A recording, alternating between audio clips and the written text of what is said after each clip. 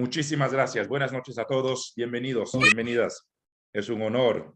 Qué gusto ver a algunos. Sé que algunos no nos vamos a ver por una semana más o semana y media.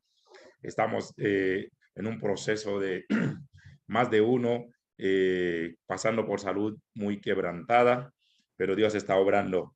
Nos bendice ver a algunos y sabemos que muchos desde su cama, desde su lecho, están haciendo un esfuerzo magno para compartir este tiempo con nosotros. Hoy seguimos con nuestros estudios acerca del libro de Génesis. Siempre es un honor compartir con nuestros amados David Cordero, nuestro doctor obispo, de igual manera el doctor pastor también, Isaías Castro, colegas de décadas, hombres que nos han bendecido a lo largo de un gran trecho en nuestras vidas. Es un honor para mí darles la bienvenida. No porque están por primera, por segunda. Amishar es su casa, Amishar es su iglesia, y ellos, como bien oró Martita hace poco, de la inversión que han hecho en tiempo, dinero, sudor, trasnochada, amanecida, quemar pestañas, nos bendicen. No nos piden absolutamente nada. Para ellos es un honor y para mí es un privilegio, una bendición saber que siempre puedo contar con ellos. Gracias a cada uno de ustedes por estar. Gracias a esta gran familia Mishar. Quienes están por primera vez conectados, perdón, quienes están por primera vez conectados en vivo, hemos emprendido la travesía, la aventura de estudiar el libro de Génesis. Hoy sería la clase número 10, aunque es la grabación número 9. Y apenas hemos balbuceado, diría en palabras del doctor David Cordero, hasta el capítulo 3. Hoy vamos a entrar al capítulo 4, Caín y Abel. Y antes de, permítame que David e Isaías puedan saludar en unos 10 segundos, porque antes de que entremos al capítulo 4, tengo así, a relámpago, 7 preguntas que llegaron al chat y los vamos a lanzar. Así que no podemos quedarnos en el 3, pero tengo que hacer las 7 preguntas. Son preguntas que me pueden decir, olvídelo, como diría Yatensi. Buena pregunta, continuemos. Pero quiero que podamos escuchar el saludo de David, el saludo de Isaías, y luego les menciono las 7 preguntas rapiditas nomás, ver si hay una respuesta corta y rápida también en base a los primeros 3 capítulos. Por eso la voy a hacer antes de que entremos al capítulo 4. Habíamos dado como tarea leer capítulo 4 y capítulo 5 de Génesis, confiando que cada una de ustedes hayan completado esto. David, saludos tuyos, Isaías de igual manera. Bienvenidos. Hola, bendiciones a todos y a todas. La paz del Señor esté con ustedes. Me alegro verlos nuevamente por este medio, ya que muchos hemos pasado este virus. Estoy un poco mejor, toda la familia está mejor, pero Dios es fiel. Gracias que no hemos perdido a nadie en este tiempo, por la gracia de Dios, y eso es una bendición. Amén, amén. Bendito Dios. Isaías, bienvenido. Saludos y bendiciones, hermosa familia. Muchas gracias. Gracias por esa invitación y poder compartir con cada uno de ustedes. Y de seguro muchos en ese proceso de recuperación, otros en otras directrices, quizás no netamente del COVID, sino por otras causas, pero todos juntos, unánimes, buscando la presencia del Señor, experimentar esa relación con Dios, que es lo hermoso. Gracias, querido pastor. Amén, bienvenidos. Escuchen las preguntas rapiditas nomás. Algunas quizás no requieren respuesta ahorita. Ya que hemos abarcado el capítulo 1 al 3, ¿qué significaba el árbol del bien y el mal? Obviamente este término está mencionado en el capítulo 2 y 3. La otra pregunta, ¿cuál era ese fruto prohibido? Hasta hoy día hay toda una leyenda, hablar de la manzana de Adán. Algunos objetan de que fue una manzana, pero ¿qué dice la Biblia en cuanto a ese fruto prohibido? Y si no se sabe, simplemente decimos no se sabe. La Biblia no da. En tercer lugar, ¿Adán y Eva fueron los primeros o había otros seres extra antes de ellos? Yo sé que Isaías está apuntando. La otra pregunta, rápida, por eso digo, como ya hemos abarcado eso, ¿el diablo era una serpiente o no? Eso lo vimos en el capítulo 3 recientemente. Otra pregunta, ¿la tentación a Eva que la llevó a pecar fue acerca de comer el fruto prohibido o fue un acercamiento carnal? Ya esta pregunta está un poquito, no sé, no sé qué término usar, elevadito o lo que sea. Cuando Dios hizo la tierra o hizo solamente los seres humanos fueron Adán y Eva, o había otros seres, o solamente ellos eran los escogidos. En tiempo de Adán y Eva, ¿existían los dinosaurios? Estas criaturas gigantes. ¿Convivieron Adán y Eva con ellos? Por eso dije, son preguntas así que surgieron en el chat, yo las recogí. De hecho, no tienen que tocar todo, pero si saben que uno o dos de ellos vale la pena una respuesta por ahora, con todo gusto. Empiezo contigo, David, rápidamente, y luego Isaías, y de ahí entramos contigo, David, al capítulo 4 del libro de Génesis. De algunas de esas que te acuerdas, o si quieres que te la vuelva a formular. Te juro que no capté ninguna porque son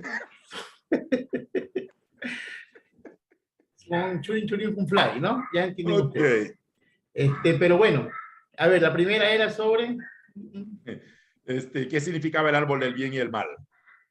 La ciencia, es una buena, del conocimiento de la ciencia del bien y el mal. Algo así, sí. Así está escrito en el chat. Así está escrito. El libro. La semana pasada hablábamos que eso era la ciencia fuera de Dios. Es una representación. Cuidado, caemos en el error de ser literalistas. Ajá. Acuérdense que la Biblia se puede leer en 3 niveles, se puede entender en 3 niveles. El teológico, el literario y el histórico. Y eso quiero que quede claro. Si usted no entiende las 3 dimensiones de comprensión bíblica, vamos a caer en los errores que hemos caído por siglos por no ver los procesos de... La forma literal es la letra, es decir, la historia como tal. Entonces, se puede hacer un sermón, una reflexión o levantar alguna hipótesis desde la historia como tal, por la letra. Entonces, si es literal, se puede hacer comprensión desde lo teológico, del pensamiento abstracto de las cosas, de Dios, de lo divino. Y también se puede hacer estudios mucho más serios desde lo histórico, científico, de lo metodológico. Entonces, si nosotros vamos a ver la historia de la creación de Génesis del 1 al 11, en muchas partes de la Biblia sabemos que es un mito, es un poema de la creación, un poema teológico. Entonces, si nosotros nos ponemos a querer saber si la culebra tuvo sexo con Eva, es una estupidez inmensa que he escuchado muchas veces, y que Caín es hijo de la serpiente, que lo vamos a ver quizás hoy. Esas cosas tenemos que entender que no son históricas, son teológicas y son literales, porque está escrito en el hebreo y es verdad, pero son temas teológicos, son poemas teológicos para expresar una formación, como decía la semana pasada, son sus ideologías, el origen de algo. Y Génesis capítulo 1 al 11 es un poema teológico que fue terminado en el tiempo de Esdras. Entonces, en cambio, si hablamos de la fruta prohibida, que dicen que es una manzana, los grandes rabinos, los grandes maestros de las escuelas rabínicas dicen que es la uva. Por eso que la mujer no puede ingerir vino junto con el varón, porque dice que eso la lleva a pecar.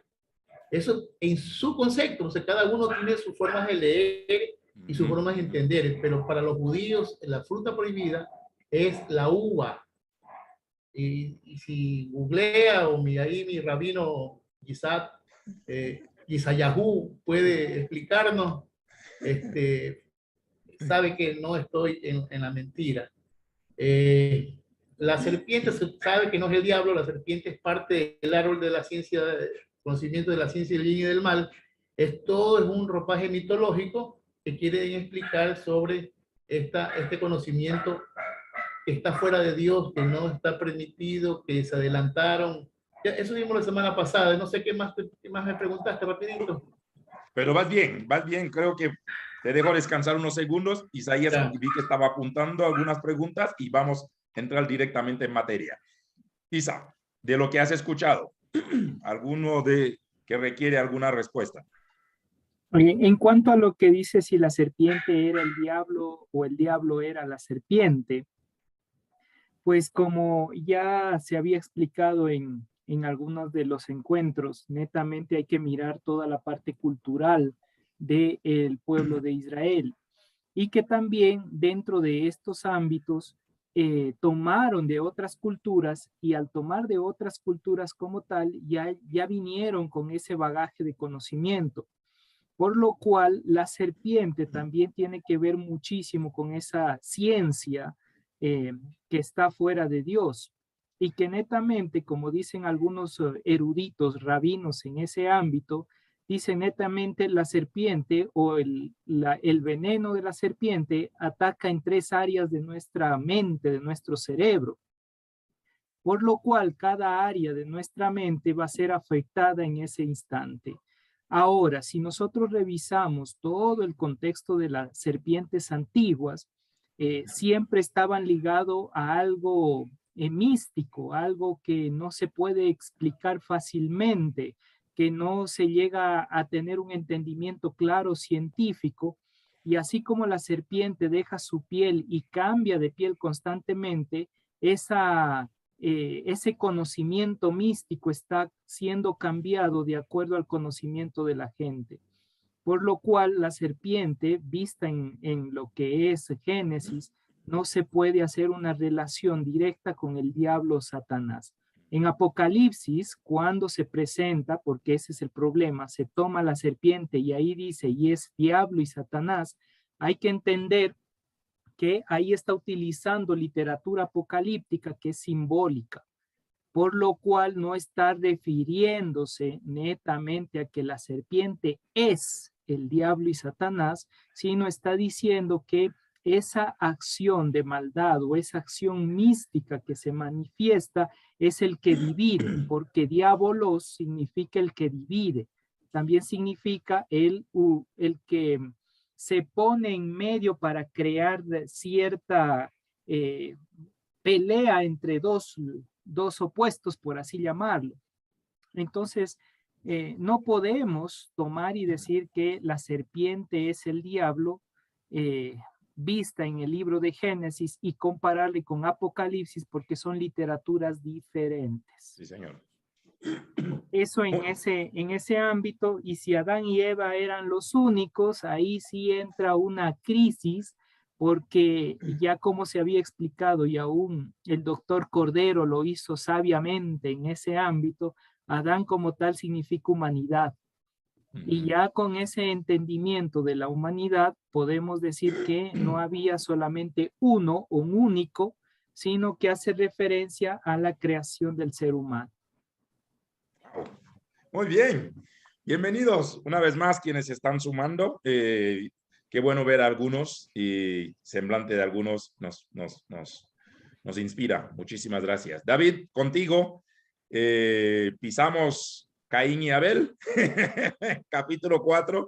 Y es más, ni siquiera hemos empezado, ya está entrando al chat la primera pregunta, ¿no? ¿Acaso fue Abel el primer cordero sacrificado? Con la historia de Caín y Abel se anticipa la institución de la venganza de sangre. Bueno, primero escuchemos el relato y luego, porque también han llegado preguntas que las tengo. David, empiezas tú y luego nos dirigimos hacia Isaías. Capítulo 4 de Génesis. Capítulo 4 comienza con conoció. Conoció Adán a su mujer Eva, la cual concibió y dio a luz a Caín. Bueno. La palabra que se usa en hebreo para conoció es yadá, ¿sí? Yadá, intimare, ¿sí? Muchas personas que leen la Biblia, no sé hasta qué nivel de preparación, me han preguntado si conoció porque no la conocía, de ciencia, y conoció es intimare, tener una relación íntima. Entonces tuvo una relación íntima con su esposa. Si tuvieron sexo, en el fin de todo el término humano es sexo o intimidad. Es la misma palabra que se usa en Oseas 4:6. mi pueblo fue destruido porque le faltó conocimiento. La palabra ahí es da. Y como hay las raíces, ¿sí? La única diferencia es una yod que hay entre las dos palabras.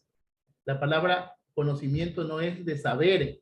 Cuando la Septuaginta tradujo eso, le puso noxis, ¿sí? O no, ¿qué fue que le puso? No le puso noxis, le puso fenoxis o una palabra similar.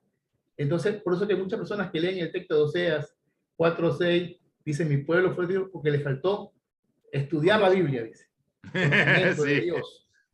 ¿Sí? Y ahí el texto dice, mi pueblo fue destruido porque le faltó intimidad conmigo. Y por cuanto descuidó la intimidad, yo lo saqué del sacerdocio. La única forma de que un ministro del Señor, una ministra del Señor, esté en el ministerio es por intimidad. Y ahí viene la segunda parte que no leemos. Y por cuanto olvidaron mi ley, ese es el estudio de la Torá, de la instrucción. Y por cuanto olvidaron mi ley, eso sí es estudio de palabra, yo me olvidaré de sus hijos o de sus generaciones. Hay muchos hombres de Dios, todo respeto, que dan muchas cosas a veces que desear, porque a veces siendo hombres de Dios con intimidad no tienen el conocimiento. Por eso que más adelante, en el mismo contexto del conocimiento, dice, yo jamás os conocí, apartado de mí, hacedores de maldad. ¿Cómo no va a conocer Dios la humanidad? Dice que conocer cuántos cabellos tenemos por ahí. Hay un versículo que dice que Dios lo sabe todo. No, lo que dice el texto es, nunca intimé con ustedes, apartado de mí, hacedores de maldad. Estos son los David, que van a decir. Tocayo, dijiste algo que para mí es clave y fíjense que este detalle lo vemos aún en el Nuevo Testamento, porque hay personas que dicen, bueno, con el Antiguo Testamento no me meto, lo mío es el Nuevo, porque ahí está la vida de Jesús, la iglesia de Jesús. Y yo, Isaías me ha escuchado decir eso, la unción no hace divorcio entre el conocer la palabra. Bueno, mírate claramente, ¿no? Fueron llenos del Espíritu Santo, según Hechos capítulo 2, y el siguiente verso dice, y perseveraban en la doctrina. O sea, lo primero habla de esa dimensión de estar sumergido en la presencia del Señor, de conocer íntimamente al Señor, pero es decir, te conlleva también a estudiar la palabra. Es decir, el Espíritu Santo ni siquiera pisotea lo que él mismo inspiró. Entonces, por eso creo profundamente lo que acabas de decir. Tiene que haber un matrimonio entre espiritualidad, unción, llenura del Espíritu Santo con el estudio y el conocimiento de la palabra. Y dijiste algo, hay gente que está bien ungido, pero siguen hablando disparates. Y no hablan palabra, no predican palabra. Y otros quizás hablan hasta bonito y hasta con ciencia y hasta con revelación, pero no tienen el toque, el respaldo, más que el toque, es el respaldo, o no viven en la intimidad con el Señor. Por eso el profeta Jeremías dice, si estuvieran en mi secreto, entonces podrían decirle al pueblo que se alejen de su camino, pero como no están en mi secreto, por eso yo diría coloquialmente, siguen hablando babosadas. El éxito es volver al secreto de Jehová. Y el secreto de Jehová también conlleva a estudiar también de la palabra del Señor. Gracias por esta máxima. Continúe, no me dejen hablar, por favor. Entonces, Eduardo, bienvenido.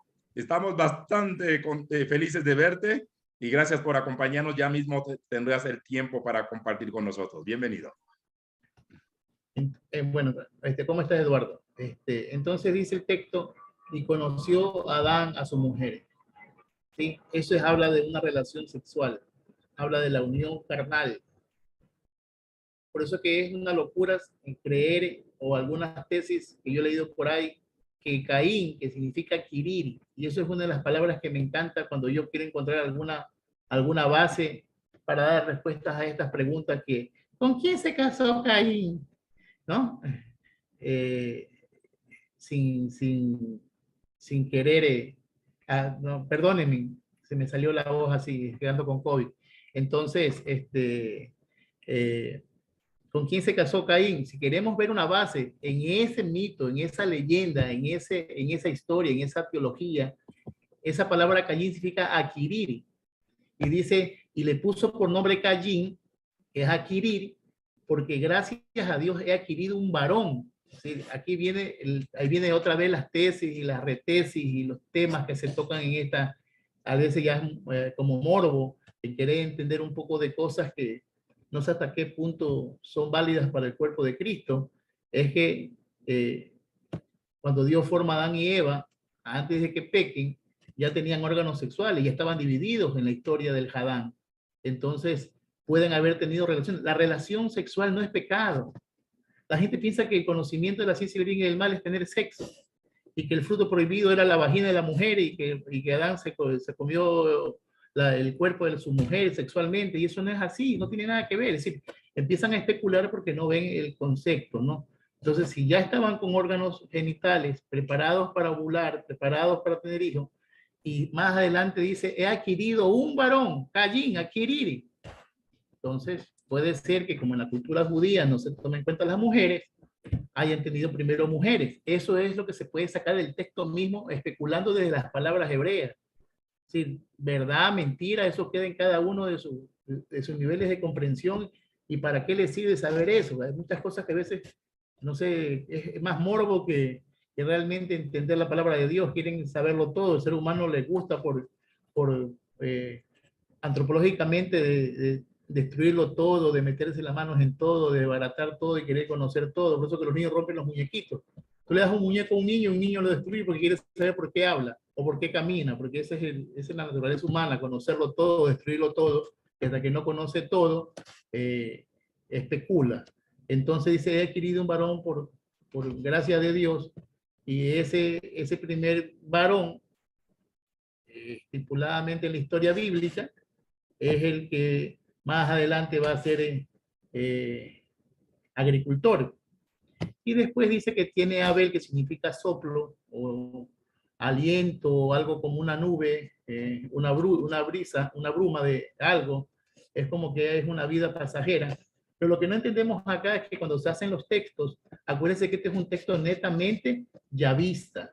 Para los que no recién entran a estas clases, tenemos que yo me fundamento en estos estudios de la fuente de información bíblica, de la hipótesis documentaria, y cuando ustedes analizan el texto desde las creaciones mentales de cada grupo que formó el Pentateuco, o aún la Tanakh hebrea, y aún en el Nuevo Testamento también hay muchas fuentes, van a entender que los yavistas quieren resolver el problema de la humanidad, del acercamiento a Dios. Entonces, son de las protestas. Las primeras protestas escritas en Israel fueron los yavistas en el tiempo de David, hasta el primer gobierno de Salomón, y aún el segundo ya habían historias más sacerdotales. Pero los sacerdotes ya contaban sus propias historias, fueron grupos de personas que fueron entendiendo a Dios. Entonces, cuando crean la historia de la humanidad y del nacimiento de estos dos personajes, que es Caín y Abel, uno como agricultor y el otro como ganadero, lo que están haciendo es una protesta, porque si nosotros en cultura general, en todos los países del mundo nos han enseñado que el proceso de la humanidad, después de que eran nómadas, si se acuerdan en la clase de nómadas, seminómadas y sedentarios, eso es cuarto grado, primaria, yo no sé en otras partes cómo le llamarán a la clase elemental de los primeros años de la escuela. La ciencia informa o dice que los primeros seres humanos fueron nómadas, que solamente caminaban y no paraban. Después salió el grupo de los seminómadas, que son cuando encontraron, los nómadas eran ganaderos, pero los seminómadas ya habían encontrado lo que se conoce como el cultivo. Con el cultivo es que se forma ya esta historia de las personas que ya primero empezaron a consumirse los alimentos, y cuando ya se da como tal la vegetación, el cultivo como tal, ya se hacen sedentarios. Y lo que ustedes pueden ver en esa historia, yo se los puedo contar para que ustedes puedan ir a la Biblia con otra perspectiva de lectura, es que los primeros que eran los que estaban en la tierra eran los seminómadas, que andaban con sus animales. Sí, el ganadero era el primero que comenzó a poblar la tierra en la historia del mundo, en la historia universal. Dice que ellos andaban con sus ganados, comían con sus ovejas. Era Abraham era un seminómada. Andaba con todos sus pastores, pasaban comiendo por los lugares fértiles, se comían los alimentos, se levantaban, cambiaban las tiendas y se iban. Eso es una figura seminómada. Eso está en la lectura del tiempo de los seminómadas. Cuando ya la gente ¿sí? Y aquí es que a veces suena aberrante lo que voy a decir, y ya lo vamos a tocar quizás más adelante, ustedes también lo pueden investigar un poquito, y con esto no quiero dañarle la fe a nadie, porque lamentablemente muchas personas somos tan judíos, pero tan judíos, ¿sí? Que defendemos tesis judías o historias judías cuando no todo es así. Cuando nosotros hablamos sobre Abraham, que era un seminómada, y Isaac es un sedentario. Abraham es un ganadero y Isaac es un agricultor.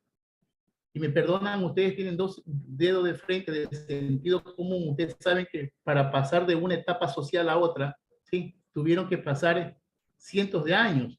Y aquí hay una tesis que quizás parezca aberrante para muchos, es que en la historia, en la línea de tiempo, no cuadra que Isaac sea hijo de Abraham, porque Abraham es un ganadero multimillonario, un jeque que anda con su ganado, que con sus pastores pueden levantar una guerra contra dos reinos.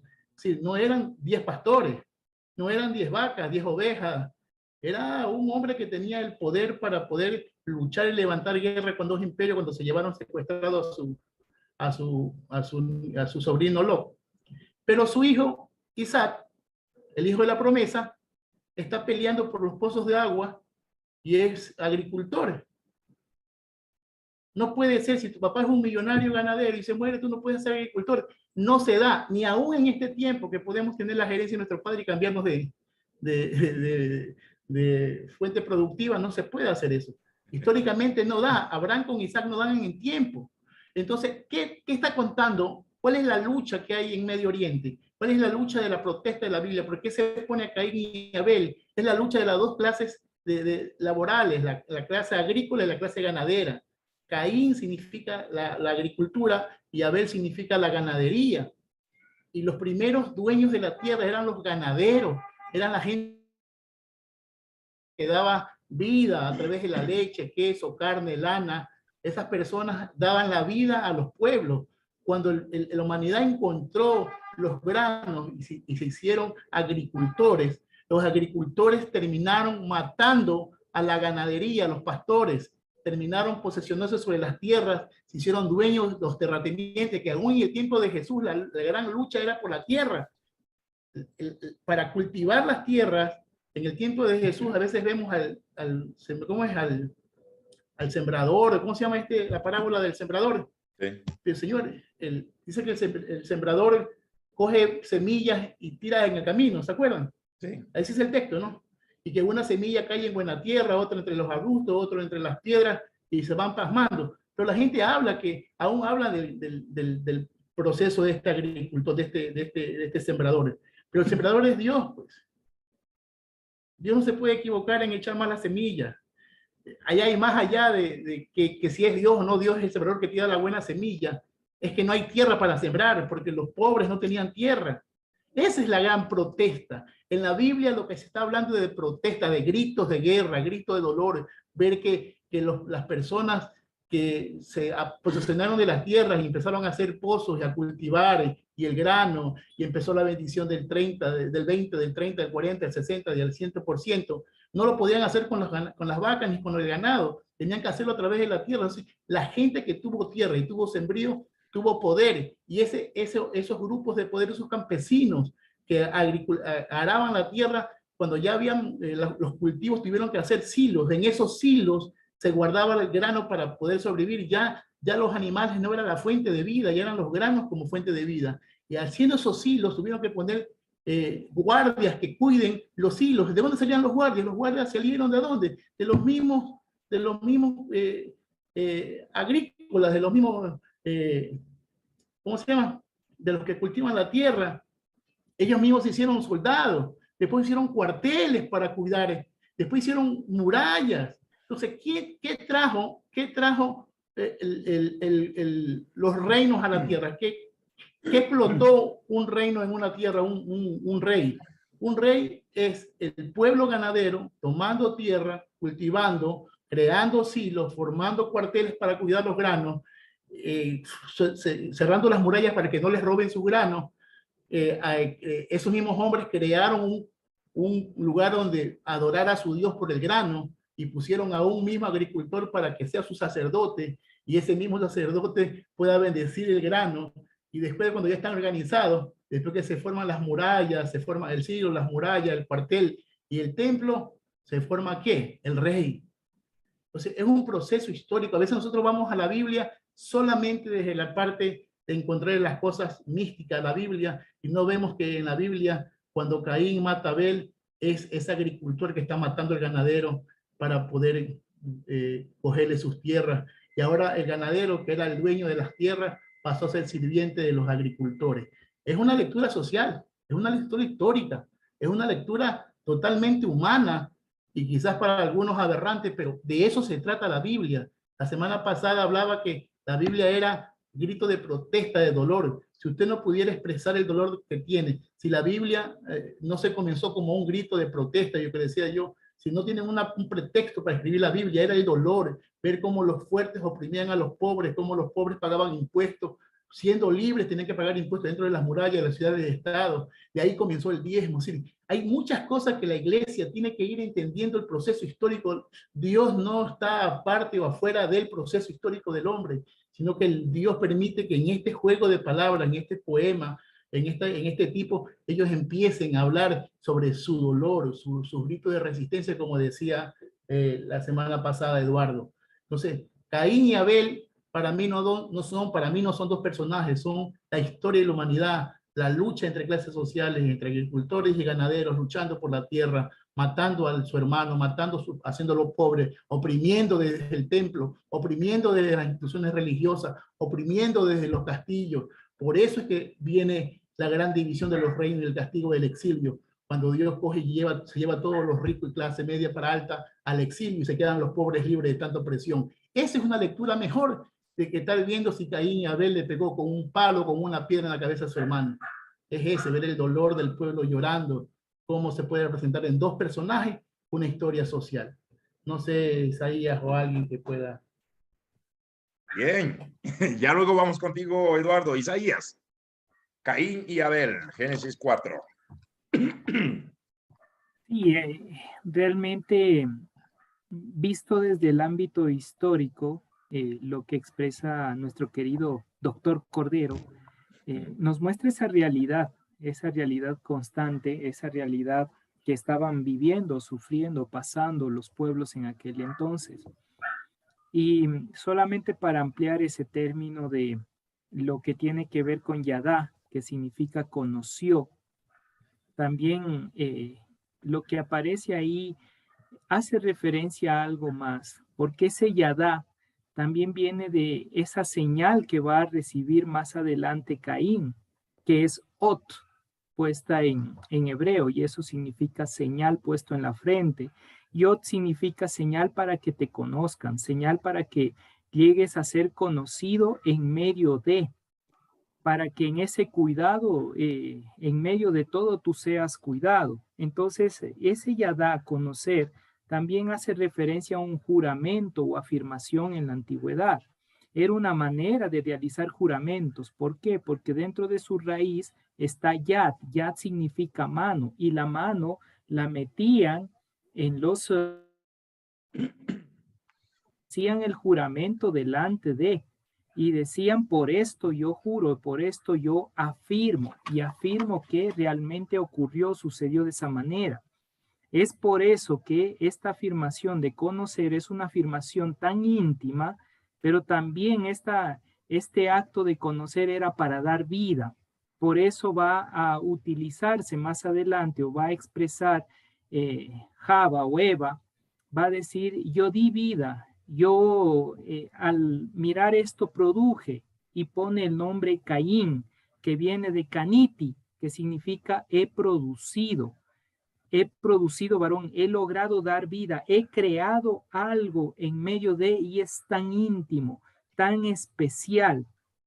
Entonces, en medio de esa relación, podemos nosotros comprender que cuando nosotros entendemos nuestra relación, nuestra intimidad con Dios, nuestra experiencia, esa experiencia tiene que producirnos vida, tiene que llevarnos al desarrollo de vida, disfrutar la vida, porque si nosotros no estamos viviendo, no estamos disfrutando la vida, es porque no hemos tenido esa conexión, esa experiencia con el Todopoderoso. Muy bien. El relato como tal, visto como, como un aterrizaje, porque hemos escuchado muchos sermones y me atrevo a decir muy buenas palabras, buenas reflexiones también en un mensaje, pero ¿qué rescatamos? Y esa es una pregunta para sobre todo quienes estamos aquí como aprendiz, ¿no? ¿Qué rescatamos del relato Caín y Abel? Vemos el proceso de asesinato de Abel por Caín. Bueno, todo arranca aparentemente por el sacrificio que ambos ofrecen, ¿no? O la ofrenda, más que sacrificio, pero la ofrenda que ellos hacen a Dios. Y vemos que pareciera que hubo un celo, una rivalidad, qué sé yo. Luego viene el proceso de asesinato. Luego viene la huida.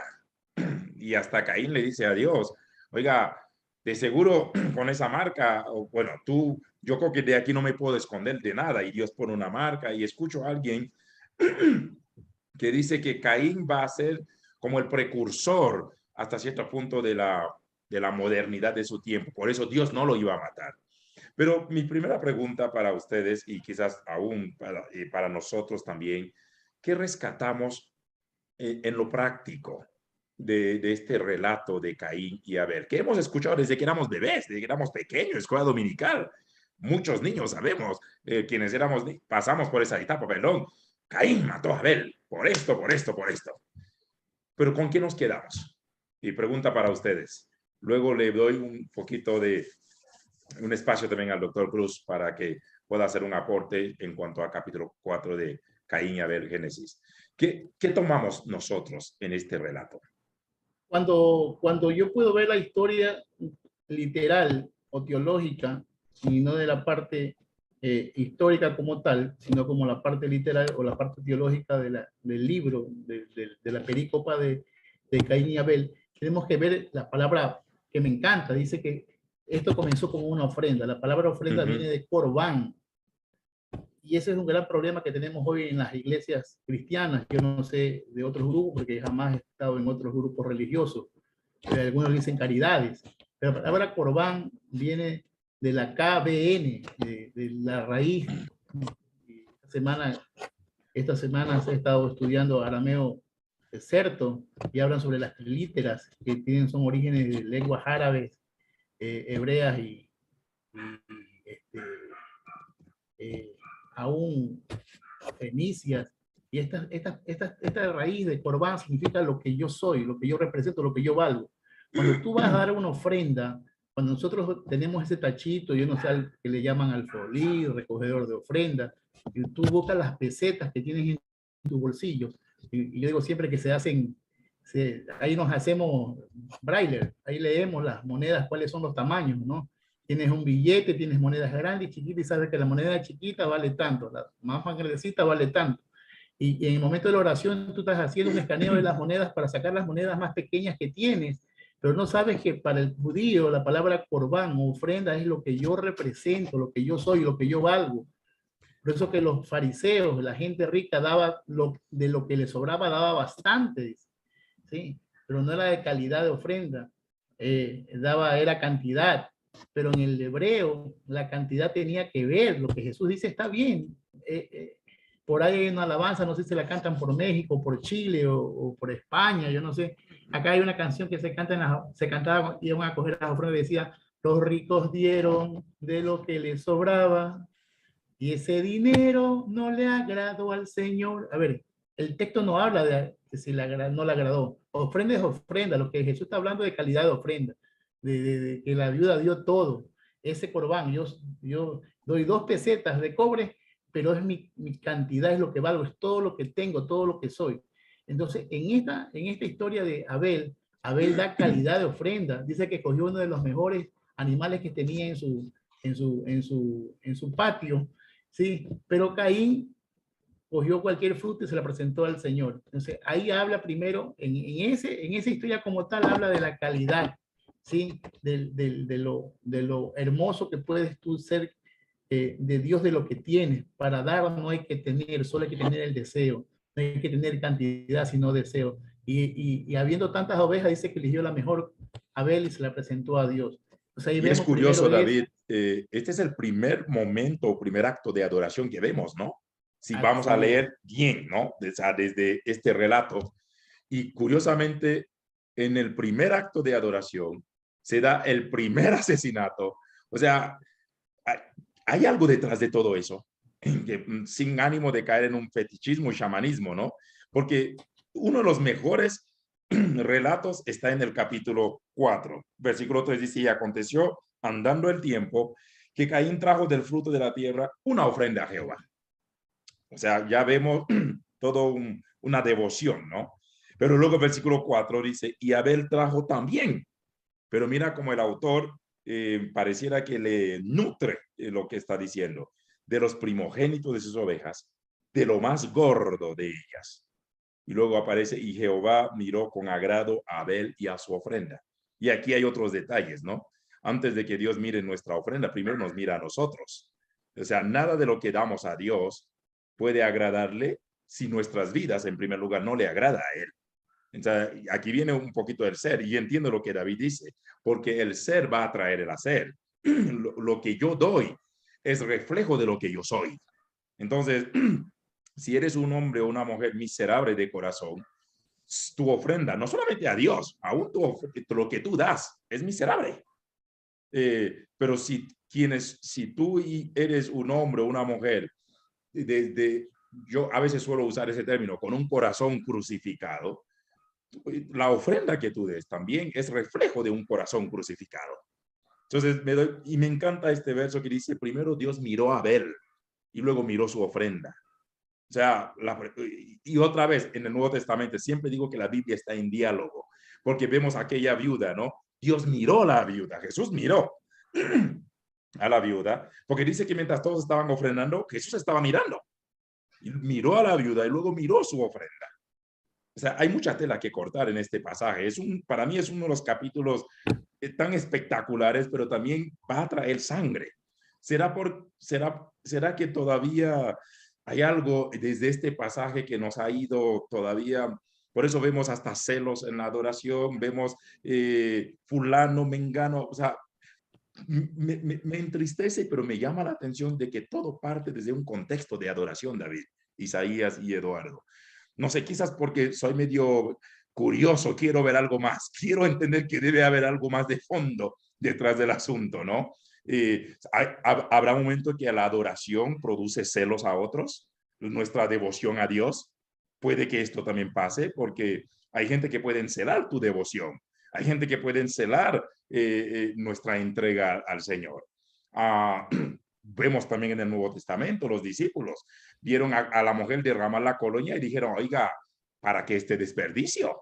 ¿Por qué hay que hacerlo? O sea, ¿será que también nuestra devoción medio puede incomodar a otros?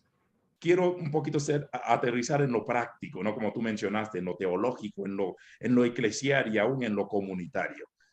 ¿Qué más podemos extraer? O no sé, quizás sea un delirio mío personal leyendo este pasaje, pero no sé qué sentimiento le ha producido a cualquiera de ustedes mientras leen este capítulo. No sé si David quiere decir algo más, luego pasamos a Isaías. La consecuencia de la muerte, la consecuencia de por qué Caín mata a Abel es porque le faltó esa intimidad, esa calidad, esa devoción con Dios. Es consecuencia. Claro, van a plasmar, como yo expresé anteriormente, también la historia de la humanidad, pero como tú dices, desde lo pastoral, de lo diaconal, de lo eclesial como tal, se pueden sacar mucho más indicaciones. Lamentablemente, a veces ya uno, cuando encuentra para uno una verdad que sobrepasa la oveja, que sobrepasa el garrote o la piedra, y que lo llevó al campo, quizás uno como que ya le perdió ese nivel interpretativo y que tenemos que aprenderlo aquí otra vez en grupo, ¿no? Y yo estoy encantado de volver a refrescar, como dice Eduardo, la pastoral, ¿no? Se han hecho pastorales, ¿no? Entonces, pero sí es bueno porque tenemos que explicarlo también a los jóvenes, explicarlo no solamente de las aulas teológicas, desde la aula también, o del balcón, sino también del camino, ¿no? Hay que hacer teología del camino. Entonces, en esa teología del camino hay que compartir con el débil o con el que no tiene el conocimiento del bagaje teológico que todo el mundo queremos adquirir, pero sí sería bueno volver a entender de la parte más sencilla, quizás especulativa, si se puede llamar desde las aulas, entender ese mensaje divino de ese personaje que dio con amor, con calidad, y el otro dio como cualquier cosa, y eso provocó su alejamiento a lo santo, a lo puro. Y, no sé, Isaías, Eduardo. Isaías, sí, gracias. Sí, mi querido pastor, no sé si me permite ser coanfitrión para presentar algo. Claro. No vayan a pagar, no. Ya le voy a hacer coanfitrión siempre, porque él tiene la costumbre de salir primero y nos deja a todos votados. Muy bien, hay algo aquí en el contexto hebreo como tal que es muy importante cuando hacemos el análisis. Y aquí nosotros vamos a encontrarnos con algo. Dice, y Abel trajo Gamhu. Esta es la palabra clave dentro de este texto, de este versículo de Génesis 4:4. Y Gam significa también Hu, él. Por lo cual el texto está diciendo, y Abel trajo a él mismo, también él mismo, como parte de la ofrenda. Entonces, esta parte, y juntamente con esta preposición mi, hace referencia que él mismo como de primogénito, o él mismo de primogénito, como tal. Lo cual no hizo Caín, porque por orden, Caín era el primogénito. Sí, debió haber sido Caín. En este caso, Abel se presenta él mismo como ofrenda. Él mismo llega a ser parte de ese proceso de ofrenda. Y aquí tiene una rayita, y esta rayita hace referencia que se unen estas dos palabras. Eso lo pusieron los masoretas para que no haya complicación con la interpretación, lo cual significa que lo fundamental de Génesis 4, verso 4, es que él mismo se está presentando como ofrenda. Y esto produjo el celo a Caín. Y cuando le dice, bueno, ¿por qué no te presentaste tú también como Abel? Como decir, ¿por qué no te presentaste tú en ese acto de adoración, en esa experiencia íntima, fundamental con nosotros? ¿Por qué? Recordemos que en este caso Abel viene siendo un roé, y un roé es pastor, que viene de la palabra raá, que significa ministrar, guiar, liderar, instruir. Entonces lo que está diciendo es que él tomó la línea de guiar, él tomó esa directriz, y queda una enseñanza práctica para nosotros, que la adoración es presentarme yo primero en el proceso, sí, para lo que sería el proscuneo, reconocer quién es él, quién soy yo, cuneo, que viene de la raíz kyrios o curios, que significa Señor, reconocer quién es mi Señor, para que bajo esa tutela de mi Señor yo aprenda a guiar, a instruir, a dirigir, a seguir. Entonces, el acto de adoración, como bien lo dijo mi querido doctor Cordero, es esa parte de entregarse, de ser uno en medio del proceso de experiencia con el Todopoderoso. Eso, mi querido pastor. Tiene sentido cuando el verso continúa, dice que ya que él se ofreció primero y luego ofrece su ofrenda, con razón dice Dios primero lo miró a él y luego miró su ofrenda. Y dijiste algo que es una máxima. Entonces, a veces decimos y escuchamos, ¿no? De ministerios y ministros de alabanza, ¿no? Venimos a adorar como acto, como algo, como un acto de hacer y no en primer lugar de ser, ¿no? De que la acción parte, en primer lugar, somos adoradores. Es nuestra vida la que está siendo entregada en primer lugar, nuestros corazones, todo lo que somos, para que luego el acto de realizar X, llámase cantar, llámase brincar, llámase aplaudir, llámase es consecuencia y resultado de lo que somos como adoradores. No, muy interesante. Eduardo, no quiero dejarte fuera. Estamos en Génesis 4, 5, perdón, capítulo 4, perdón. Ni siquiera vamos a entrar al capítulo 5. La experiencia, el relato de Caín y Abel. Bueno, tiene muchas perícopas el capítulo, si ustedes se han dado cuenta. El mismo diálogo de Caín con Dios, el acto de vivir errante o que es la misma marca, porque hay una de las preguntas, ¿no? ¿Cuál era esa marca? ¿Qué implicaba esa marca? ¿Qué saben ustedes de esa marca? ¿Qué tipo de marca pudo haber sido que Dios puso a Caín para que cuando la gente lo viera no lo matase? No sé qué les dice el idioma original, pero antes de que podamos escuchar estas preguntas, y si algunos tuvieran preguntas en vivo, pueden hacerlo. Quiero dejarle la oportunidad a nuestro querido Eduardo. Bienvenido. ¿Cómo están? Buenas noches con todos.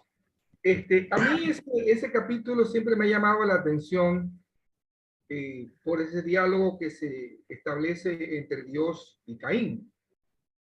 Y ese diálogo gira alrededor de la cuestión de la fraternidad o de la hermandad. En un nivel quizás muy básico, muy simple, podría tratarse de la fraternidad que hay entre hermanos al interior de una familia. Tomando en cuenta también el hecho de que allí está la figura de Caín como la figura del primogénito, ¿no? Y la primogenitura era una cuestión bastante valiosa en esa época. Pero si yo considero Génesis del 1 al 11, desde un punto de vista mítico, simbólico, como algunos dicen, u otros dicen que es una leyenda muy grande, ¿no? Una leyenda, una sucesión de leyendas, dicen otros. Lo que notamos allí es que hay un trasfondo que es el que explica el por qué se redactan esas perícopas, como tú dices, o esas secciones. Y una de las tesis que más se ha esgrimido desde hace muchos años atrás es la que tiene que ver con que el trasfondo sociolaboral o social de la época reflejaba una tensión que habían entre el mundo de los campesinos y la gente muy probablemente de la ciudad o de lo que era una incipiente ciudad, considerando que había una clase que se dedicaba a la agricultura y otra que se dedicaba al pastoreo. Obviamente, la gente que se dedicaba a la agricultura tenía a su haber la tierra, podía disponer de ella a discreción, mientras que el pastor tenía que, poco menos que mendigar que le dieran lugar para pastar. Podría ser ese el trasfondo. Hay otros que incluso dicen que este texto también refleja lo que fue la postura arbitraria en su momento de Salomón. Cuando Salomón, como hermano mayor o como Caín en este caso, hacía tabla rasa y destrozos de los más débiles. Incluso hay algunos que asocian a Salomón como una especie de reminiscencia de David, así como cuando uno dice Domiciano es una especie de reminiscencia de Nerón, siempre aprovechándose del más débil. Pero es interesante algo que lo he conversado con algunos que manejan el texto hebreo, y tiene que ver con el nombre Abel, o el sustantivo propio Abel, o Jabel, Jabal dicen otros también. Porque da la idea de alguien débil, frágil. Ahí hay una construcción que algunos hacen, o alguien que puede ser, que incluso es efímero, alguien que tiene alguna connotación como de lo que ha sido vaciado de él mismo. De hecho, el término Abel, en su morfología consonántica, es igual al término que se traduce en Eclesiastés como vanidad. Que es vapor, ¿no? Y por eso hay algunos teólogos y exégetas que dicen, sin tener la última palabra, por cierto, que bien podría argumentarse que Abel, en ese sentido, significa al efímero, al débil, al frágil, aquel que ha sido, en este caso, vejado por otro, en este caso por el poderoso. Pero bueno, lo que ocurre es que nosotros a veces podemos caer en el error de ser tajantes en definir tal o cual término, ¿no? Desde su etimología. Y nos olvidamos que a los masoretas les costó trabajo hacer eso. Y lo hicieron muchos siglos después también. Yo tengo por aquí un resultado, lo voy a leer así rápidamente. Me voy a guardar el nombre del exégeta, filólogo, biblista, pero él dice, Abel, como diría el círculo de nombres, podría significar soplo, frágil, fragilidad, pasajero, concordando con el uso del sustantivo Hebel en el Salmo 39:6, indicando que la vida del ser humano es algo que puede desaparecer como un soplo en cualquier momento, como en efecto ocurrió con la existencia del personaje Abel. Y en ese sentido, concuerda también con el sentido de fragilidad y de existencia pasajera a la que hace referencia Eclesiastés. Así que yo creo que el relato gira alrededor de esa gran pregunta que le hace en este caso Yahvé a Caín, ¿no? ¿Dónde está tu hermano? Y me he preguntado varias veces, porque incluso el término hermano aparece 7 veces allí. A los que les gusta el juego de números en la Biblia, ya el 7 da la idea de una repetición que alude a algo completo o algo perfecto, dicen otros también. Pero en todo caso, esa repetición ya me dice a mí que ese es el tema que está ahí como clave. Eso es verdaderamente vital, más allá de si la fraternidad fue una fraternidad que tenía que ver entre hermanos o que tenía que ver con una textura social o que era una reminiscencia de Salomón o de... Para mí son figuras, para mí son representaciones. Lo de fondo es la actitud de los fraternos. Y yo culmino mi intervención diciendo que una de las cosas en las que tenemos que trabajar mucho a nivel de iglesia, sea la iglesia física o la iglesia virtual, es el tema de la fraternidad. Yo vengo diciendo desde hace muchísimos años que la iglesia ya no es fraterna. En algún momento fue fraterna, ya no es fraterna. Le decía a una amiga antes de ayer que lo que nos debe importar a nosotros hoy es vivir como iglesia. Antes que estar buscando ser iglesia. Siempre ponemos el acento en el espacio, en el lugar, en el sitio, en el día inclusive, ¿no? Vamos a la iglesia, vamos al templo.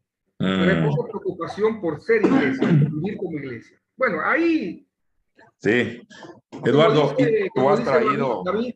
Como dice David, ahí lanzo algunos balbuceos. Sí. Vamos a ver qué dice. No, y estoy de acuerdo y me gustaría, Eduardo... Dejemos también que los no expertos opinen, porque a mí me gusta mucho lo que hace, por ejemplo, la lectura popular de la Biblia, ¿no? O la gente que trabaja con comunidades especiales de base. Allí los que hacen exégesis son solamente unas guías.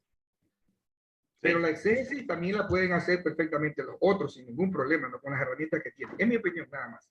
Gracias, Eduardo. Me gustaría, quizás para el cierre de esta noche, tanto tú, David, mi persona, Isaías, porque esto lo que acabas de mencionar también es una profunda verdad, es una profunda revelación, ¿no? El volver a lo fraterno, ¿no? Y qué bueno que, como bien lo dices, ¿no? 7 veces se menciona la palabra hermano, hermano, hermano, hermano, hermano.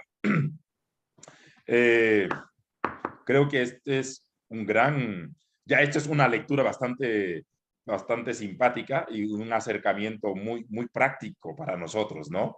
Luego de haber escuchado la parte científica, académica, etcétera. Pero cerrando esto, bueno, quizás una de las tantas preguntas que surgió del capítulo 4, la voy a lanzar ahí nomás, sobre esa marca que Dios puso a Caín para que si alguien lo encontrase, no lo matara.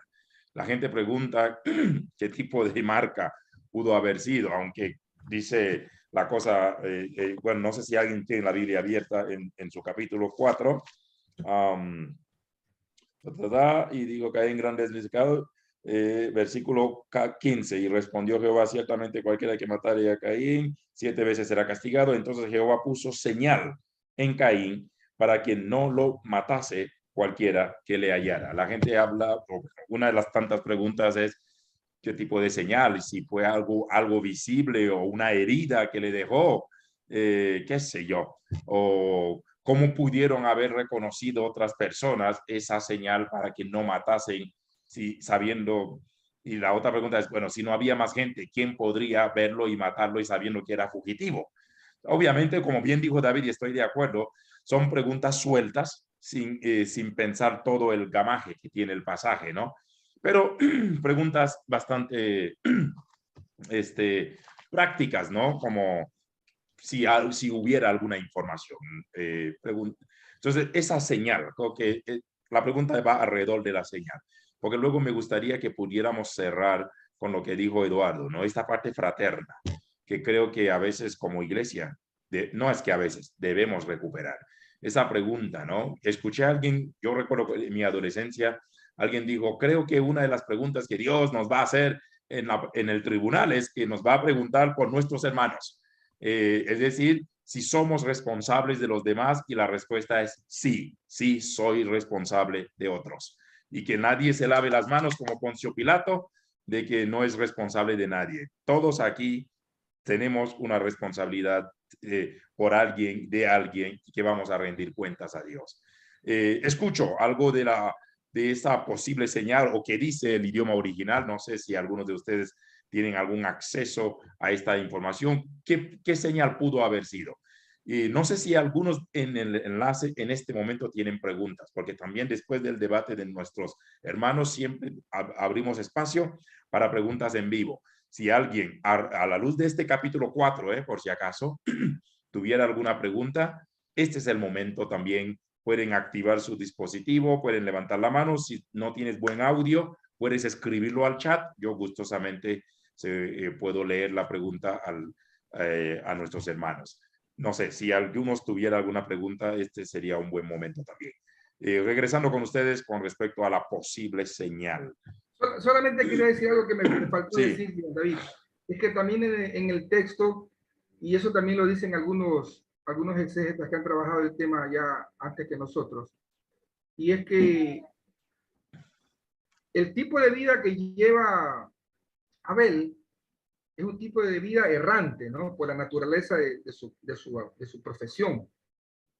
Si nos apegamos a la literalidad del texto.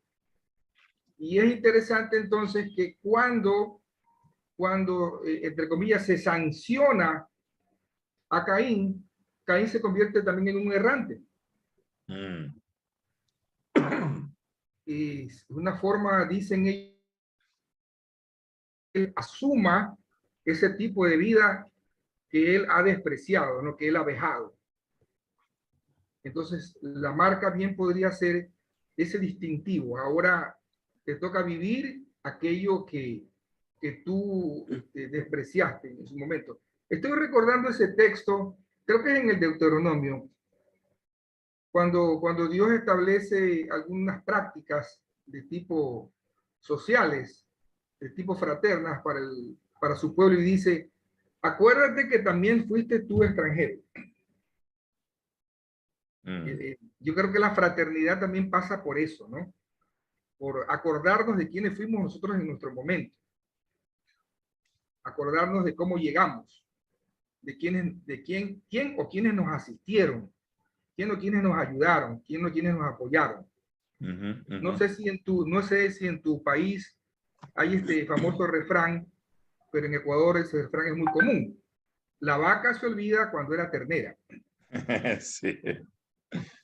Muy a menudo nos olvidamos cuando éramos terneros, ¿no? Entonces, bueno, ahí vamos a seguir Perfecto. trabajando. Antes de escuchar a David e Isaías, Edwin activó su dispositivo. ¿Alguna pregunta, Edwin? Bienvenido. Sí, muchas gracias, pastor. Tomando en cuenta lo que decía nuestro pastor Eduardo, Caín como errante, como que ha despreciado la vida en Dios.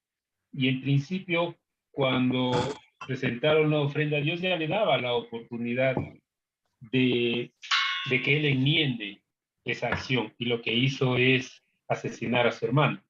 Pero también me llama la atención de que en su vida los hijos, los nombres de los hijos reflejan esa actitud de separarse de Dios. Entonces, me gustaría saber si podríamos profundizar un poquito respecto al significado de los nombres de los hijos con la vida que Caín decidió tener.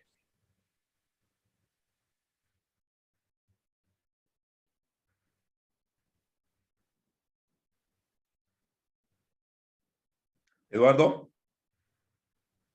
Aquí estoy. sí. Bueno, una de las tesis, y alguna vez en un curso contigo creo que lo vimos, ¿no?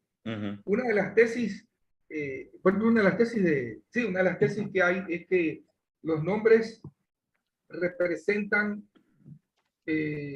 los pueblos de la época. Pero coincido con David, ¿no? A veces es un poco como especular Sí. qué significa cada nombre, no sé, ¿no? Para algunos significan los nombres de los pueblos de la época, ¿no? Lo que pasa es que también aquí hay que entrar en lo que se llama la filosofía del lenguaje. El autor, y hay que diferenciar entre lo que se llama el autor implícito y el autor real. El autor escribe algo y eso que se escribe se entiende así a primera vista. Pero detrás de lo que se escribe hay otra lectura adicional que también se puede hacer. Eso ocurre con casi todos los textos, ¿no? Por eso es que siempre hay que trabajar los símbolos tomando en cuenta esa particularidad. De hecho, la palabra símbolo siempre alude al hecho de quién decodifica el símbolo. En el caso que estábamos viendo, se puede hablar de la fraternidad, se puede hablar de una reminiscencia de Salomón y David, se puede hablar de un conflicto campesinos-pastores, qué sé yo. Súper. No tengo una respuesta así. Sí. Y de hecho, mira, el versículo 17, y Caín conoció a su mujer, la cual concibió, y obviamente la típica pregunta que también salió, ¿dónde sacó su mujer? Y edificó una ciudad, y llamó el nombre de la ciudad del nombre de su hijo Enoc. Y a Enoc, bla, bla, bla, bla, bla, bla.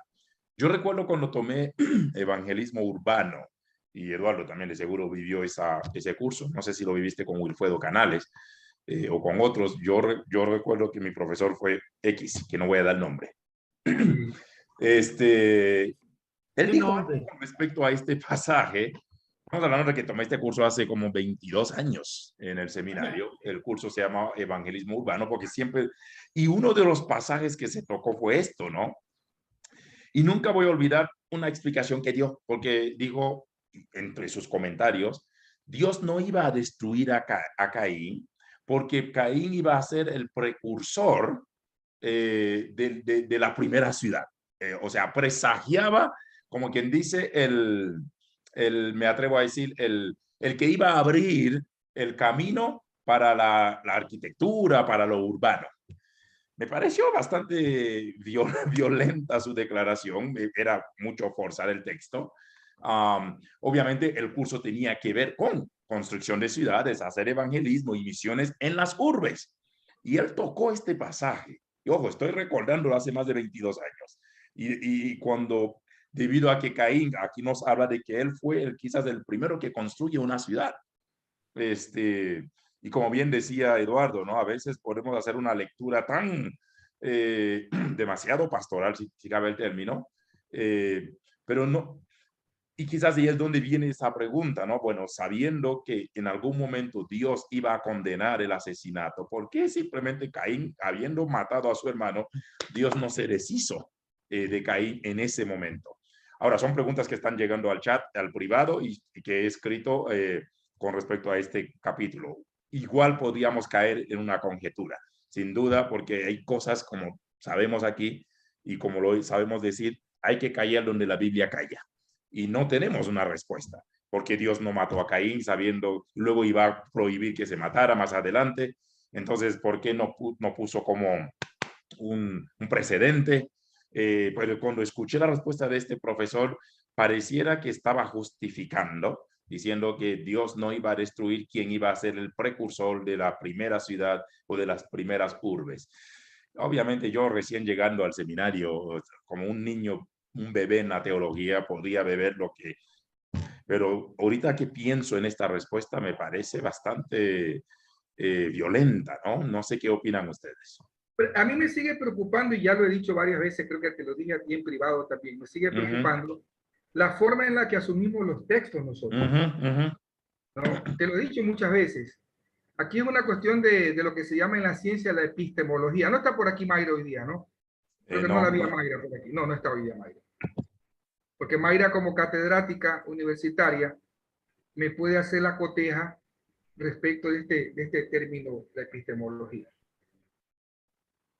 Ya se ha dicho hasta la saciedad, y esto lo ha dicho gente que ha escrito libros sobre Génesis, varios autores expertos, que toda esa unidad de 1 al 11 es una unidad literaria. Como dije hace un rato, algunos dicen que es una unidad literaria mítico-simbólica, otros dicen que es simplemente una sucesión de leyendas. Bueno, lo cierto del caso es que sigo viendo que la gente asume estos textos del Génesis como que si los personajes en efecto hubieran sido personajes históricos. Reales. Y en consecuencia, todo aquello que se dice de ellos realmente ocurrió. Entonces, dependiendo de cómo yo asumo literariamente, epistemológicamente el texto, va a ser mi interpretación y mi conclusión. Entonces, nosotros acá estamos, por ejemplo, en su exposición David dice siempre algunas cosas que tienen que ver con los significados múltiples que puede tener un texto. Pero la tendencia de la gente que está en el auditorio es volcarse al texto como que si Adán existió, como que si Eva existió, como que si Caín existió, como que si Abel existió, y como que todo lo que se narra ahí ocurrió tal y cual. No como una representación. No sé, no recuerdo quién, si fue Isaías o David, no recuerdo quién. En algún momento me parece que explicaron la naturaleza de estos textos y la forma en la que se deben entender estos textos. Creo que por ahí tenemos que volver a empezar, porque si no las preguntas van a volver a circular en la misma tendencia. Sí, tenemos respuestas como literales, respuestas rápidas, sin conocer el contexto. Muy bien, ya casi cerrando. Edwin, ¿tú se activó otra vez o ya terminaste con la pregunta? Porque todavía veo que está activado tu dispositivo. Muy bien. ¿Alguna pregunta para cerrar? Sí, no sé si me permite, pastor. ¿Con quién estoy? Con Edwin. Edwin, perdón. Es que yo estoy pasando la pantalla para ver otros rostros. Dale, Edwin. Sí, lo que pasa es que apegado al estudio que ustedes han realizado, consulté un poco acerca de la parte hebrea y me llamó la atención justamente esto de los nombres, porque es como una afrenta de Caín de no querer acercarse a Dios, sino más bien a través de sus hijos ver y hacer entender lo que él quiere. Por el hecho mismo de si le pone el nombre de su hijo, es como decir, ahí está el nombre de su hijo sin Dios. Y el nombre del otro hijo es Mahuyael. Y en este caso habla de borrar el nombre de Dios. Entonces, y más adelante está el otro nombre, Matusael. ¿Sí? En este caso habla de que se olvidan de la trascendencia y la primera parte es muerte, la otra Seol. Entonces ellos, como decir, mueren, ya no hay trascendencia, van a la tumba. Es decir, están renunciando literalmente una vida con Dios. Y eso, por eso mi pregunta, porque me pareció hacia Caín, de que desde un principio caminen con Dios, él tiene una afrenta evidenciada incluso con sus hijos, de separarse de él. Por eso es que me llamó mucho la atención y perdón que me alargue en ese sentido. Gracias, Edwin. Gracias. Sin duda volveremos al capítulo 4. Total, David tiene que hablarnos del nacimiento de Set, porque recuerda que a la muerte de Abel, Set significa sustitución, ¿no? Entonces todavía el capítulo 4 aún no se termina. Hay un comentario que entró al privado, dice, la marca de Caín no parecería más misericordia de Dios al primer homicida, como una marca de protección porque el castigo estaba dado en el exilio. ¿Qué opina? La lectura que hizo mi hermano Erwin, perdón que te interrumpa, sí, dale. es correcta, porque cuando escriben las historias posteriores, van a formar eso. Cada nombre es teológico, cada nombre tiene un porqué. Y están contando para ellos, no para David Cordero, ni para Jan David, ni para Edwin, ni para Isaías. Peor para Eduardo. Peor para Eduardo. Ellos entienden cada palabra, saben que cada palabra es una aberración, que cada palabra es una rebeldía, es una forma de ver cómo la descendencia de Caín, a comparación de los nombres de la descendencia de Set, son contrapartes, son opositores, son antagónicos las dos posiciones. Y las armas y el hierro y todo la música que por ahí me acuerdo tanto, un deber que yo hice sobre los primeros 11 capítulos del Génesis, por ahí una de mis mejores alumnas, que no va a dar nombre, pero que es muy inteligente, hizo un estudio ejemplar donde habla de que cada nombre, que cada material que hicieron, que el herrero hizo las armas, que el músico Tubán ni sé cuánto hizo la música para poder embriagar y robarle a los... Es decir, es una cuestión... Es decir, son diferentes tipos de lecturas, pero que tienen un origen teológico para formar ese grupo de personas rebeldes. Por eso que en el tiempo de Jesús dice, vosotros sois, acuérdense que su padre fue ladrón y asesino, y todo el mundo piensa que es el diablo como cachudo, pero habla de los hijos de Caín, los judíos. El peor insulto que un rabino o un hombre de Dios le puede dar a otra persona para comparar que es malo, es decir, hijos de Caín. Ustedes son hijos de Caín, hijos del diablo. Acuérdense que en el principio fue asesino y mentiroso. Habla de Caín. En la cultura judía, cuando se habla de ladrón y asesino, no hablan de Satanás, del diablo, del ser, ese ser espiritual. Hablan es la actitud del humano que se aparta de Dios. Por eso que todos los pueblos paganos son descendientes de Caín. ¿Sí? Es esa postura de la humanidad alejándose de Dios. Es teológico. Tiene mucha razón, mi hermano Erwin. Y hermoso, porque yo en su momento, me acuerdo que hace muchos años, creo que hace unos 20 años atrás, yo hice los nombres y comparé los nombres y lo que has dicho tiene una gran verdad.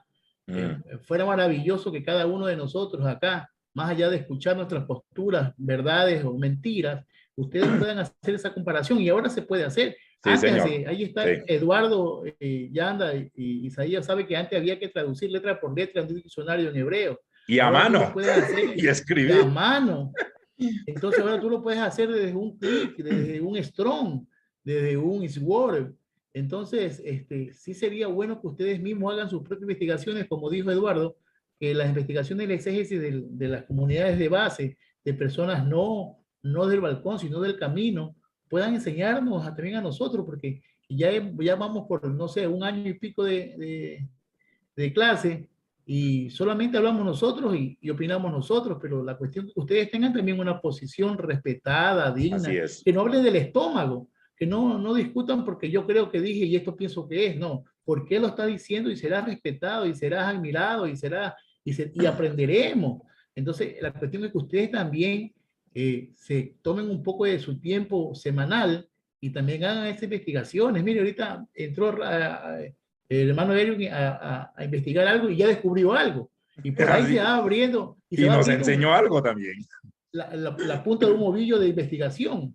Claro, ahí vas a especular, te vas a caer, te vas a levantar, pero ya comienza. Eso es lo que debemos tener, esa perspicacia en leer, porque cada nombre tiene un porqué, cada cosa en la Biblia, cada número en la Biblia, cada nombre, cada lugar tiene un porqué. Nada está ahí escrito en vano. Todo tiene una enseñanza. Sí, señor. Es lo que les puedo decir, señores. Muy bien. Isaías, para ya vamos cerrando. Solo les recuerdo, el próximo jueves entramos directo al discipulado y estudio bíblico. Y de mañana en 8 vamos a tener vigilia de oración todos los viernes de 8 a 12 de la noche. Cada quien puede entrar en diferentes horarios, horario que guste, pero durante 4 horas todos los viernes del año hemos pasado el tiempo de oración a los viernes. Veo a gente que están nuevos, no los conozco algunos, y si necesita que se le haga llegar el Zoom o el link, perdón, con toda confianza, ponga tu número allí en el chat, gustosamente le hacemos llegar. Doy la bienvenida a Emanuel Chiriboga Vidal y otros, bueno, María Valle desde Italia. Habemos gente de más de 8 países conectados simultáneamente. Bienvenidos sean todos y sean todas. Entonces el próximo jueves entramos directo al estudio. Aterrizamos casi terminando el capítulo 4 y luego emprendemos el capítulo 5. Y de mañana en 8, no mañana, de mañana en 8, todos los viernes tendremos vigilia de oración de 8 a 12. Bueno, una corta vigilia, ¿no? Vuelvo, repito, no hay una obligación de que estén las 4 horas, pero usted puede entrar 1 hora y orar con nosotros, ser ministrados, ser tocado por la palabra y aún compartir necesidades, compartir peticiones que juntos vamos a estar orando. Habrá una persona que va a dirigir por hora. Tendremos invitados nacionales e internacionales, diferentes partes del mundo, que van a venir y también nos van a ministrar en la oración también. Regreso para el cierre. Isaías, en cuanto al capítulo 4, ¿algún detalle pendiente, algún detalle o un comentario final para cerrar estos primeros momentos? Porque el capítulo 4 no termina. Sí, de hecho hay muchos detalles, pero como dicen, ya estamos finalizando.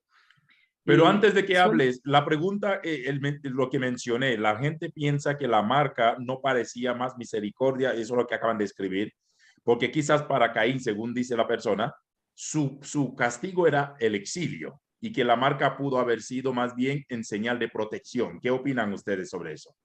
Perdón que te interrumpa. ¿Sí? Miren, aquí hay un problema fuerte y que yo le escuché un día de un pastor que predicaba. Ya contigo, Isaías. Él asegura que como Caín tuvo una marca para que no lo matasen, o en algún lugar está Caín vivo. Mire la especulación del texto. Es cierto, es cierto. Y eso lo predica un pastor. Claro, que está vivo todavía, ya que no nadie puede, lo mató. Que si Dios lo protegió, hasta el día de hoy, Caín está por ahí con alguna trenza o un piercing, por ahí tomándose un habano, tomándose un porro. Caín debe andar por ahí haciendo sus fechorías. Y como él fue el primer asesino, sería el que trae el espíritu de homicidio, pues anda deambulando por ahí. El portador de todos los homicidios.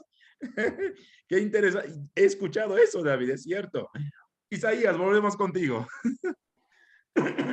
Ya, justamente decía en esa directriz, lo que nosotros tenemos que entender es lo que significa señal.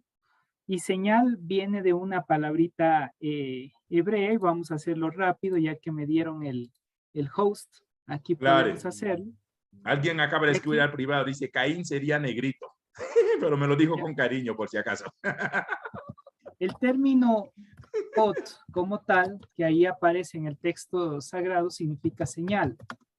Pero este viene, o cuando se hace la permutación de letras que se llama, es decir, el cambio de letras, da una palabra que utiliza las mismas raíces, las mismas letras como tal, que es ta. Y esto significa célula, ¿sí? Haciendo referencia a las células humanas. Por lo cual, dicen algunos eruditos en la línea de el Targum y el Midrash, hacen referencia que esa señal está representada en la sangre, por así decirlo, de Caín, en el desarrollo del conocimiento, pero un conocimiento sin Dios, por lo cual él es el que produce. De la línea de Caín es lo que se produce los instrumentos musicales, las armas y todo lo demás, que es el vasto conocimiento, pero sin la presencia de Dios en el proceso. Y por eso, en vez de ser para bendición, produjo la muerte y la destrucción, porque utilizaron eso, toda esa ciencia, todo ese conocimiento que ellos fueron desarrollando, entonces se manifiesta como el que producía, y los hijos de Caín son los que van a producir todo esto, pero lastimosamente sin la directriz del Dios Todopoderoso. Entonces, ese es lo que dicen algunos teóricos en ese ámbito. Ahora, hay un Midrash también que trabaja en ese ámbito, y este Midrash muy antiguo, que es el Midrash de Bereshit, justamente de este capítulo 4, hace referencia que Abel no era débil, no era enclencle, sino dice el Midrash, entonces Abel o Ebel, que es el nombre en hebreo, era grande, fuerte y fornido, aún más alto que su hermano, es decir, Caín. Y en su mayoría, usted puede observar que el hermano menor es más alto que el hermano mayor. Algún fenómeno sucede en ese ámbito y suele ocurrir esos detalles. Sin embargo, ahí ese Midrash dice que era más alto Abel, y dice que estaban en la lucha, estaban en la contienda. Y cuando Abel le iba a matar a Caín, se detiene su mano y dice, no puedo hacerte esto porque tú eres mi hermano y eres primogénito. Entonces se da la vuelta y en ese instante Caín se levanta en contra de su hermano y lo mata. Ahora, ¿dónde está la maldición en ese proceso que la tierra empieza a gemir, por así decirlo? Es porque ahí no aparece tierra Aretz, que sería la traducción en hebreo, sino Adamá. Y Adamá es la tierra de la creación. Está diciendo, no vendrá descendencia de Abel. Por lo cual, esas sangres, porque ahí viene la traducción de viene Damó, que significa sangres en plural. Las sangres, las descendencias que hubiesen llegado en este caso de Abel, se manifiestan. ¿Por qué no me permitieron estar presente? Esto es lo que dice este Midrash en ese ámbito también, para reflexionar y no tenerle a Abel como el enclenque, el que no tenía la fortaleza, sino que se lo veía más dentro de esta cultura. Pareciera hebrea, que también hay un clamor de que no hay descendencia de Abel. Hasta de Caín hay descendencia, bien o mal, Así ¿no? es. Pero, y mientras te escucho y estoy visualizando algunos pasajes, dice, todavía la sangre de Abel clama, ¿no? Hay todo un clamor por la no descendencia de Abel. Y es en plural, las sangres de Abel. Es un relato hasta triste también, un relato hasta muy duro, muy cruel, ¿no? Interesante, interesante perspectiva. Wow. Tocayo, algo más para cerrar. ¿Dónde está Eduardo, por si acaso? Es que esto es pastoral. Es especulativo. No, y ahí sé lo que decía Eduardo, ¿no? Es esa empatía que tenemos que tener entre hermanos. En la Biblia comenzó con un problema entre hermanos y se va a repetir la historia entre Jacob de Isaac, Isaac y Esaú, José y sus hermanos, la lucha que siempre va a tener el hermano con el hermano, ¿sí? Y termino con esta pastoral que es muy buena, y creo que te la expliqué en su momento a ti. A veces nosotros, y yo no quiero ser clasista, pero el pastor no puede ver a sus miembros como hermanos, porque va a haber una competencia tonta. Los hermanos siempre van a competir. El pastor es un padre, la pastora es una madre. Los padres queremos que nuestros hijos nos superen. Los hermanos compiten entre sí. Eso es natural toda la vida, aún en nuestra familia. Los hermanos tienen una, no sé, una reacción netamente humana de competir, que si uno se compra algo, el otro también quiere comprar. Es su naturaleza. Es su naturaleza. Entonces, cuando yo ya hablo de la pastoral, ya me hago muy pastoral. Hablo de que el gran pecado de la iglesia es cuando el pastor mira a los miembros como hermanos. No son sus hermanos, son sus hijos. Yo quisiera que mis hijos me superen en todo.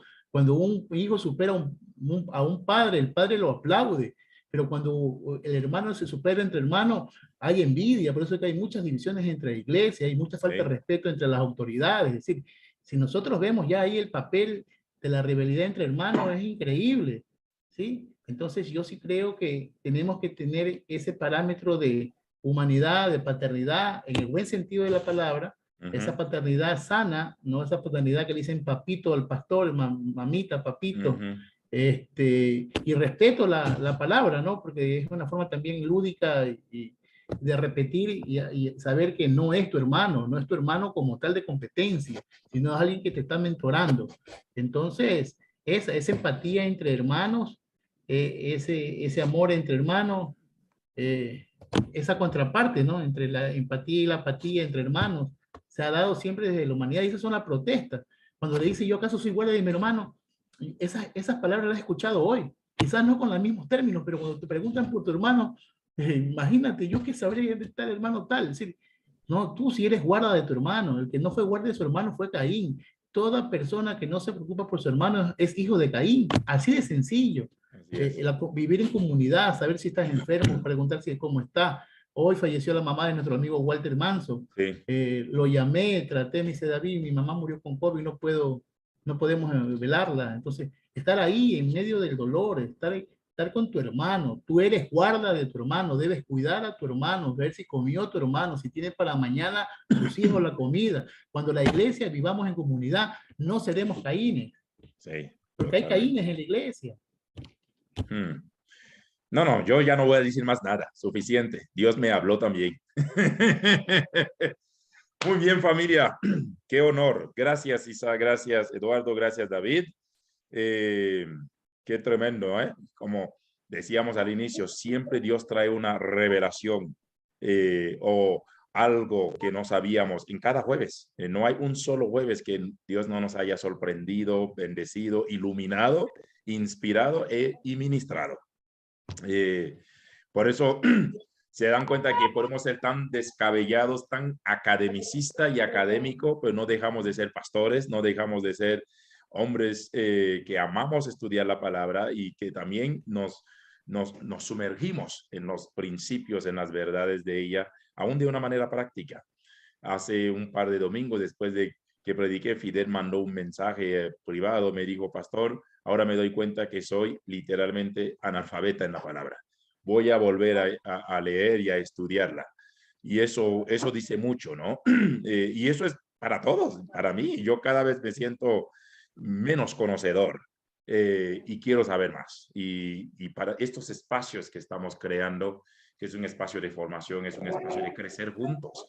No es un espacio, como bien lo dijo David, Isaías, Eduardo, mi persona, donde solo los cuatro hablamos. Queremos escucharle. Queremos que sepa que sus preguntas, comentarios son bienvenidos y que juntos vamos a crecer, porque todos juntos sabemos más de lo que sabe una sola persona. Así que todos son bienvenidos a aportar, todos son bienvenidos a investigar, a estudiar y a juntos construir, porque el conocimiento se construye. Y nadie viene aquí así en blanco como la pantalla que tenemos. No, todos tenemos algo, un conocimiento que Dios nos ha dado. Así que sean bienvenidos a esta gran familia, a este proceso. En los próximos segundos voy a estar subiendo el enlace al canal. Usted puede volver a leer. No hemos terminado el capítulo 4. Cerramos con el nacimiento de Seth la próxima semana. Voy a meter algunos que perfecto. La próxima semana volvemos, el próximo jueves. Vuelven a leer el capítulo 4, por favor, y el capítulo 5. Realmente la idea era hacer el estudio literalmente a grosso modo, pero nos damos cuenta que el proceso de ir procesando capítulo a capítulo nos va a tomar todo este año y el próximo también. Estamos hablando de que Génesis tiene 50 capítulos. Apenas llevamos 10 clases y estamos en el capítulo 4 aún. Eso significa que este año termina y no terminamos Génesis.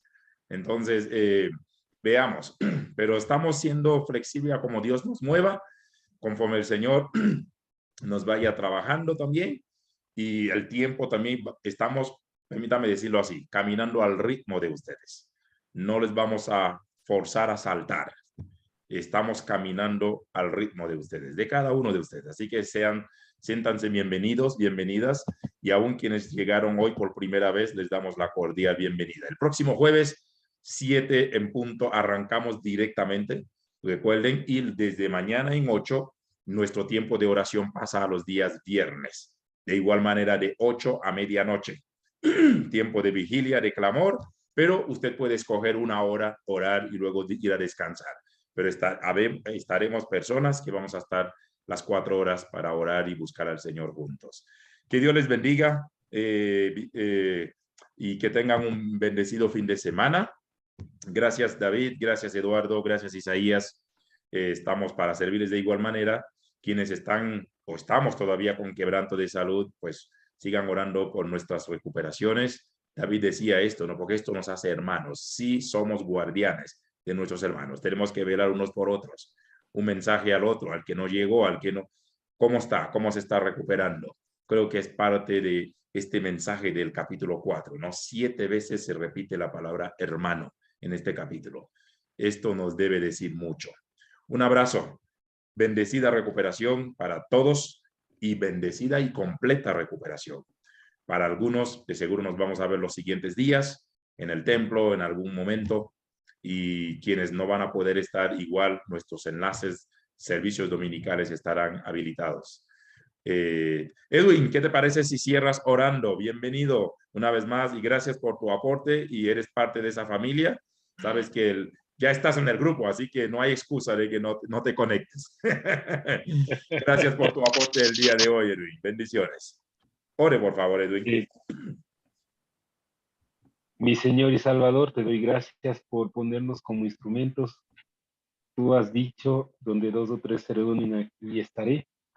Qué grato saber que nosotros podemos explorar humildemente para llegar a comprender y a encontrar propósitos, Señor. Me siento bendecido con esta familia porque cada día siento que esta travesía me lleva a ti. Gracias, Señor, por la vida de cada uno de nosotros. Confórtanos, siempre unidos saldremos adelante. Nuestra situación de salud cada vez está más crítica, pero si confiamos en ti, Señor, tendremos la posibilidad de apoyarnos en ti y ser instrumento para la persona que no tiene esperanza. Gracias por tu palabra. Ilumina la vida de nuestros pastores. Acrecienta esa necesidad de la iglesia, de saber de ti, de apoyarla, de suministrarla y de ser nosotros en este discipulado el descubrir nuestros talentos para colaborar en ella, Señor. Engrandece la Iglesia Internacional de Amishar. No tiene precedentes, puesto que la tecnología nos ha unido y estamos aquí juntos bendiciendo a cada una de las cabezas y las familias que nosotros representamos. En el nombre de Jesús te lo agradezco. Amén. Amén. Muchísimas gracias, familia. Buenas noches, buena madrugada para los que están en Italia y España en este momento. Kenny, María, desde España e Italia, y quienes están en Quito, Estados Unidos, Colombia. Bendiciones para todos. Un bendecido fin de semana. Un abrazo para los de México, que hay un buen grupo aquí esta noche. Gracias. Nos vemos pronto.